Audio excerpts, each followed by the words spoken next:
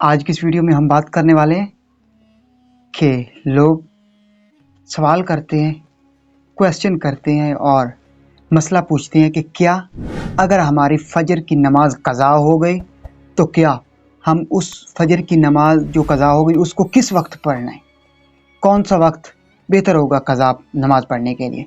ज़ोहर के साथ पढ़ ले, असर के साथ, मगरिब या इशा के साथ, या फिर वो अगले दिन उसी नमाज के साथ पढ़े।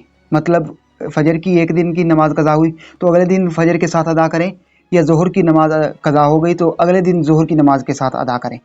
तो लोग ऐसे क्वेश्चन करते, सवाल करते, तो आज आपको बताऊंगा कि आपको किस वक्त क़ज़ा नमाज नहीं पढ़नी चाहिए और किस वक्त पढ़नी चाहिए। तो आज की इस वीडियो में डिटेल से बात करेंगे और आपको बताऊंगा, समझाऊंगा कि आपको क़ज़ा नमाज किस वक्त पढ़नी चाहिए और किस वक्त नहीं पढ़नी चाहिए।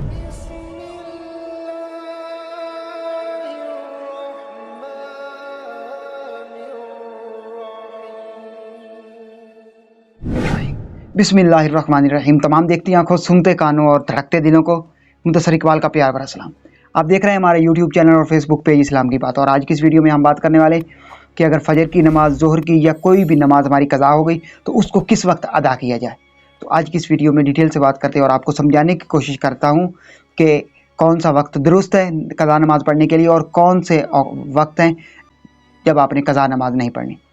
तो देखिए, 3 औक़ात ऐसे हैं जिस वक्त हमको नमाज नहीं पढ़नी चाहिए, क़ज़ा नमाज अदा नहीं करनी चाहिए।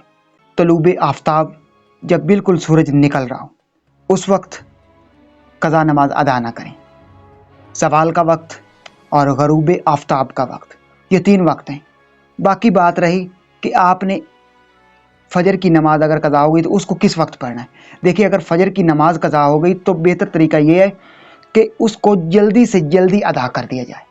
मतलब जल्दी से जल्दी उस क़ज़ा नमाज को आप पढ़ लें। ज़ोहर के साथ आपको टाइम मिले, असर के साथ, मगरिब के साथ या इशा के साथ, तो जितनी जल्दी हो सके उसको पढ़ लें। ये नहीं कि आपके ज़हन में ये गुमान हो, ये आप सोचते रहें कि नहीं, आज की फ़जर की नमाज मेरी क़ज़ा हुई तो मैं अगले दिन फ़जर की नमाज के साथ ही इसको पढ़ूँगा, क़ज़ा नमाज को अदा करूँगा। तो ऐसा बिल्कुल नहीं है। जब चाहें, जिस वक्त चाहें, जिस नमाज के साथ चाहें, आप क़ज़ा नमाज अदा कर सकते हैं। हमारी शरीयत की तरफ से, हमारे कुरान और हदीस की तरफ से कोई रुकावट नहीं है। आपकी अगर कोई भी नमाज क़ज़ा हो गई हो तो आप जल्द से जल्द कोशिश किया करें कि जल्द से जल्द उसको अदा कर दिया करें।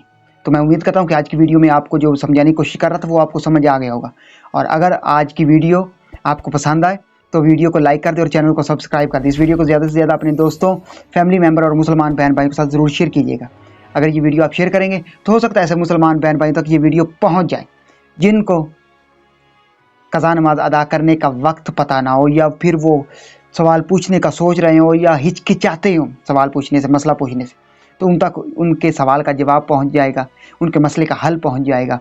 तो वो अगर हमारी वीडियो को देखकर उन्होंने क़ज़ा नमाज को टाइम पर जल्द से जल्द अदा करना शुरू कर दिया तो यकीनन ये वीडियो आपके लिए और मेरे लिए सदका जारिया बन जाएगी। और अगर ये वीडियो हमारे लिए सदका जारिया बन गई तो हम इस दुनिया में भी और आखिरत की दुनिया में भी कामयाब हो जाएंगे।